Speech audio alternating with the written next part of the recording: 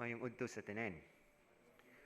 One of the evident things and realities when it comes to our spiritual life is the coexistence between good and evil, wherein we are always confronted with so many struggles from within and as well as from the outside of ourselves, where we are asked to hold firm on our principles of good, and yet reality would always wanted that we would become otherwise, compromising the very goodness in us. And this is actually the very reality that we have, the conflict between good and evil, the forces of goodness, as well as the forces of evil that would destroy us in the process.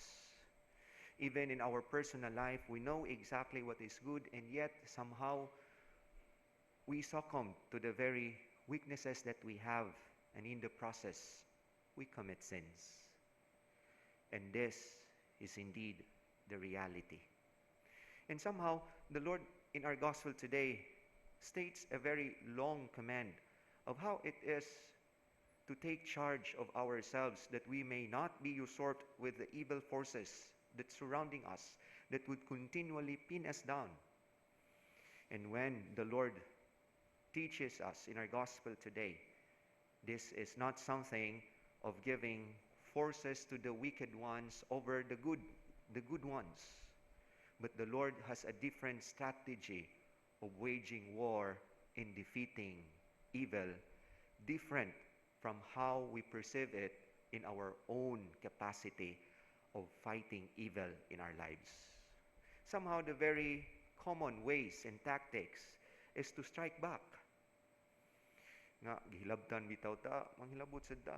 Gilabay tag bato, labayon sa natong binangkal nga mas gahi pas bato.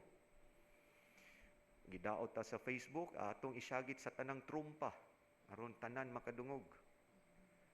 Somehow this is very human, and there is nothing that is redemptive in that as being discussed in our gospel today. Even sinners do the same. If we want to be good, we have to further our goodness.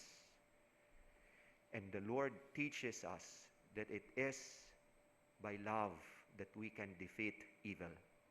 It is by doing good that we can disarm evil, and not doing another evil to further the forces of evil.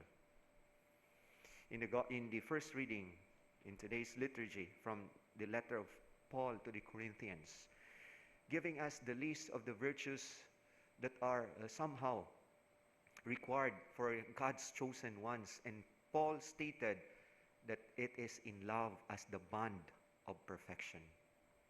Jesus in the cross disarmed evil by not fighting back, but fighting in the force of love. And this is also our own way. This is a Christian life. Of course, this is not to put our hands upwards and say that, yes, you just strike me, whatever you want, in the manner you want. But we are actually disarming the enemy. We are fighting evil, not by furthering evil to flourish, but we are fighting evil with goodness. We are fighting evil with the most absolute virtue of all, and that is love. Jesus in the cross fought evil by giving up himself in the expression of an absolute love far beyond our own capacities of doing it. And this is our example, this is our inspiration, and this is the way of how it is to perfection.